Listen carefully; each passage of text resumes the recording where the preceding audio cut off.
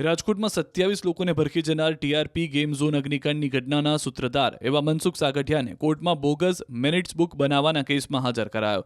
ત્યારે નિયમ મુજબ આરોપીને કોર્ટમાં રજૂ કરવાના હોય તેની બદલે પોલીસે તેમને પરિવાર સાથે બેસીને કેસ શરૂ થયા પહેલા અને હિયરિંગ બાદ જલસા કરાવ્યાની ચોંકાવનારી ઘટના પ્રકાશમાં આવી છે. મનસુખ સાગઠિયાને ચીફ જ્યુડિશિયલ મેજિસ્ટ્રેટની કોર્ટમાં લાવવામાં આવ્યા હતા. આ દરમિયાન મનસુખ સાગઠિયા પરિવારજનો અગાઉથી જ કોર્ટમાં આવી ગયા હતા. પોલીસે પરિવારજનો સાથે કોર્ટરૂમની બહાર જ સત્સંગ કરાવી દીધો હતો અને ત્યારબાદ બપોરે 1 વાગ્યા સુધીમાં કેસનું હિયરિંગ થઈ જતા અને નવી તારીખ પડી જતા મનસુખ સાગઠિયાને કોર્ટની પરવાનગીથી સીધો જેલમાં લઈ જવાના બદલે કેદ પાર્ટીના કર્મચારીઓએ નવી કોર્ટના પાર્કિંગમાં જ મનસુખ સાગઠિયા અને તેના પરિવારજનોને બેસાડીને ફરવા આવ્યા હોય તેવા જલસા કરવા મોકળું મેદાન પૂરું પાડ્યું. સાગઠિયાએ પરિવારજનો સાથે 1 કલાક કરતાં વધુ સમય પસાર કર્યાની હકીકત પ્રકાશમાં આવી.